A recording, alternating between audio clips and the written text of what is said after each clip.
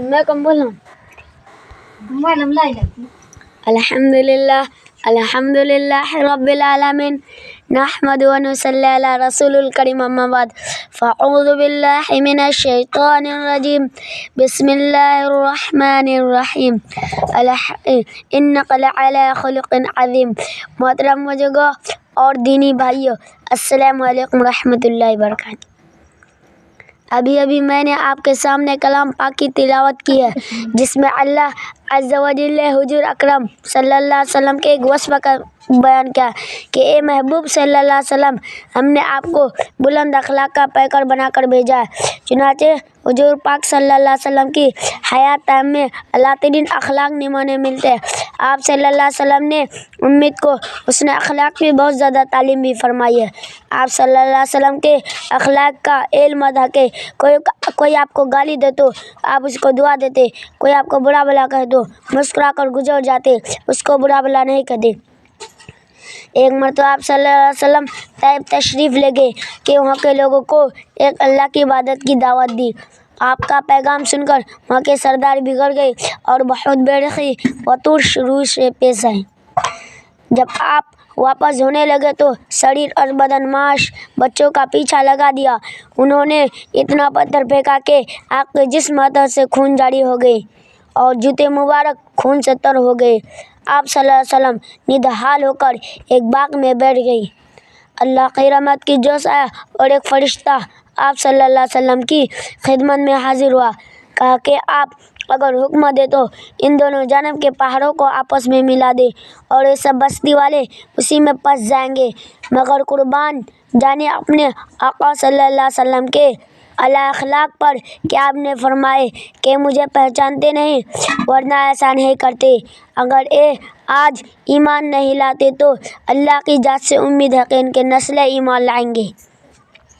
اور ایسے ہی ہوا۔ چنانچہ بعد میں اسی قبیلے کے ایک نوجوان محمد بن قاسم اسلام کی دعوت لے کر ہندوستان آئے اور انہیں کی بدولت سے آج ہم مسلمان ہیں۔ الہی رحم کر کیسارے طائف کے مکینوں پر، الہی رحم کر کیسارے طائف کے مکینوں پر، الہی پھول برسا پتھروں والی زمینوں پر۔ جہالت ہی نے رکھا ہے قاسم کے خلاف ان کو، جہالت ہی نے رکھا ہے قاسم کے خلاف ان کو، بیچارے بے خبر ہے انجانے کر دے معاف ان کو۔ اسی طرح ایک بڑھیا کا واقعہ، روزانہ آپ صلی اللہ علیہ وسلم کے اوپر کوڑا کنکر پھینک دیتی تھی، مگر آپ صلی اللہ علیہ وسلم کچھ نہ کہتے اور خاموشی سے گزر جاتے۔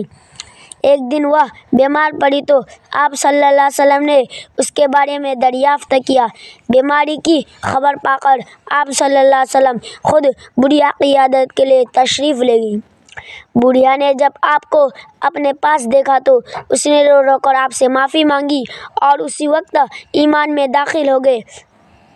آج دشمن اسلام نے یہ غلط خبر پھیلا رکھی ہے کہ اسلام تلوار کے زور سے پھیلا، مگر حقیقت یہ ہے کہ اسلام حسن اخلاق سے پھیلا ہے۔ ایک حدیث میں آقا صلی اللہ علیہ وسلم نے فرمایا، جس کا مفہوم ہے کہ مفلس وہ نہیں جس کے پاس روپے، پیسے اور مال و دولت نہ ہو، بلکہ مفلس وہ ہے جو قیامت کے دن بہت سارے نمازیں، روزے، زکوٰۃ، حج، تلاوت و تسبیح کا خیر لے کر حاضر ہوگا، مگر کسی کو گالی دی ہوگی، کسی کو برا بھلا کہا ہوگا، کسی کا حق دبایا ہوگا۔ اس نے جو لوگوں کا حق دبایا ہے اس کے بدلے میں اس کے نیک اعمال دے دیا جائیں گے، یہاں تک کہ اس کی تمام نیکیاں ختم ہو جائیں گی۔ یہ حدیث ہم کو اس بات کی طرف متوجہ کرتے ہیں کہ ہم بندوں کا حقوق اور اپنے اخلاق و معاملات کا بہت زیادہ خیال رکھیں اور اپنی ذات سے کسی کو تکلیف نہ ہونے دیں۔